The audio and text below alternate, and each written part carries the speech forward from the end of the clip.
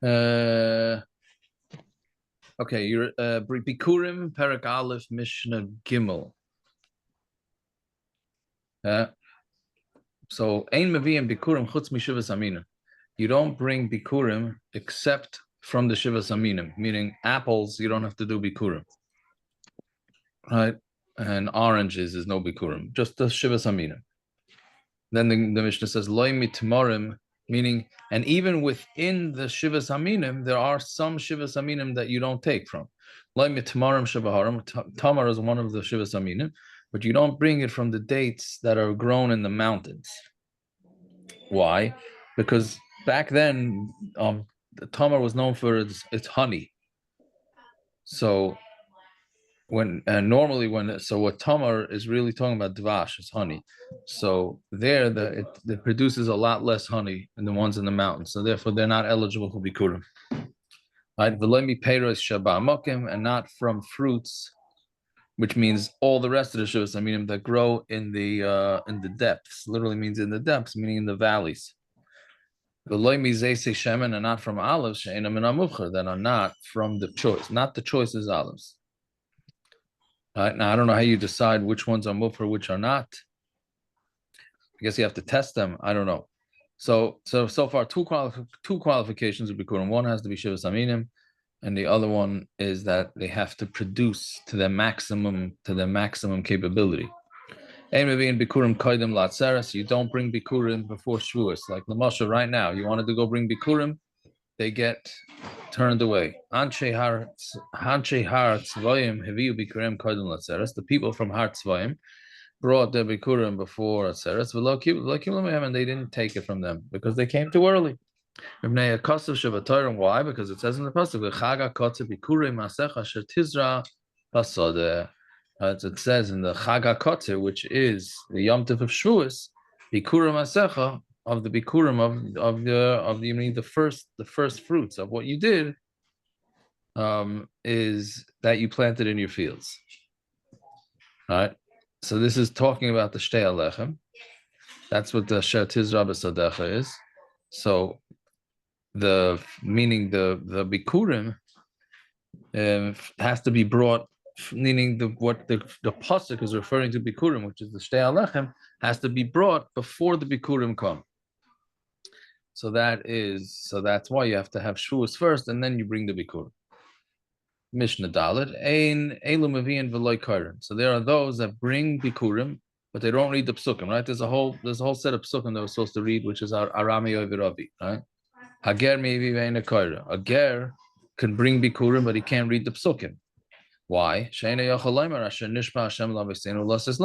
He can't say that Hashem swore to our fathers because he's a ger, so it wasn't his fathers.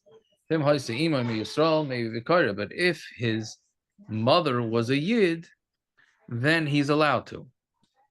When and a ger davens by himself, Aimer Elikei Avos Yisrael. He doesn't say Elikei Avos Seinu. It says Elikei Avos Yisrael because you base a knesses. But when he's in shul, Aimer Elikei Avos Seichem, the God of your fathers. And if his mother is from a Yisrael, Aimer Elikei Avos Seinu, then he could say Elikei Avos Seinu. As far as I know, we don't do this anymore, and the ger just says Elikei Avos Seinu. Okay, now we'll do some Shari Tshuva.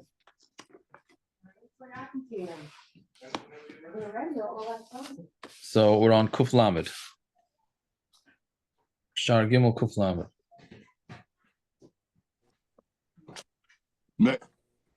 Even though she was a Geiris, but maybe because Bikurim has to do with Shavuos and Naomi and Rus, so maybe that's why he says he could say it.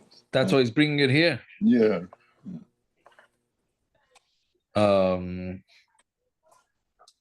That's interesting, pshat. Yeah, why not?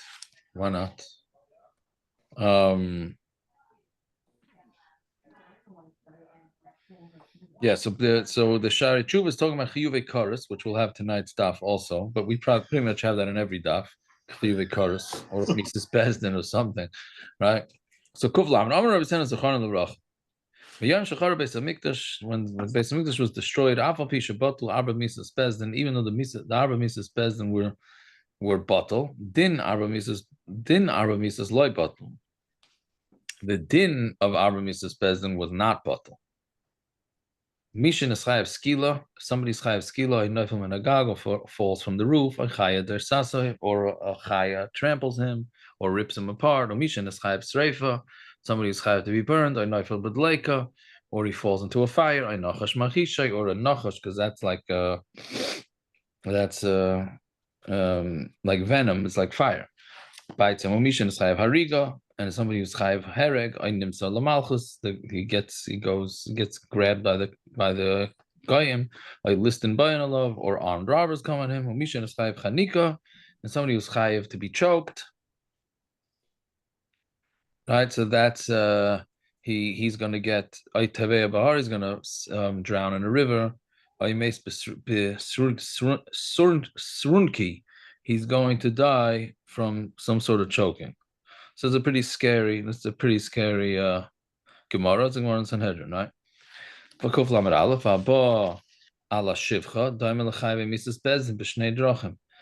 was born a shivcha, so he's similar to Chayve Mrs. Bezin in two ways. Somebody who's born in Aramis, Kanayan Pagin boy. If somebody's sleeping with a guy, the Kanayan could just be Pagin and just kill him. Right, we had this also at the end of Sanhedrin, where Pinchas just stuck the spear in between them.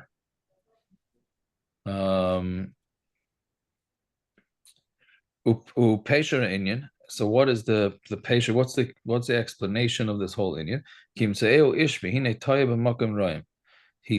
If you find somebody and he's toya, he's straying, and people see him. And he still hasn't stopped doing the avera. So when you meet him, then you just kill him. And in this way, it's more chomer. That is more chomer than Mrs. Bezin. Right? Because they don't. And when you want to kill in Bezdin, you have all the whole procedure. And this guy who did a chet, anybody who sees him doing it can kill him, but like Edim Vasra without Edim and Asra. So that's when you get into that classic question that guys ask: is it better to sleep with a guy? If you're gonna be Mazana, better to sleep with a guy.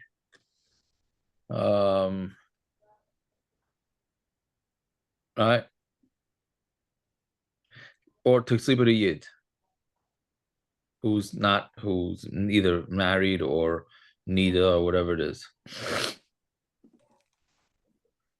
So if there's advantages and disadvantages. If you sleep with a guy, Lamaisa, you're not going to have the Chiv and Mises Bezdin. On the other hand, you can get killed. So that's but bottom line, they're both not great. But that is the difference between Kana and Pagama. Yeah, okay, we'll stop there.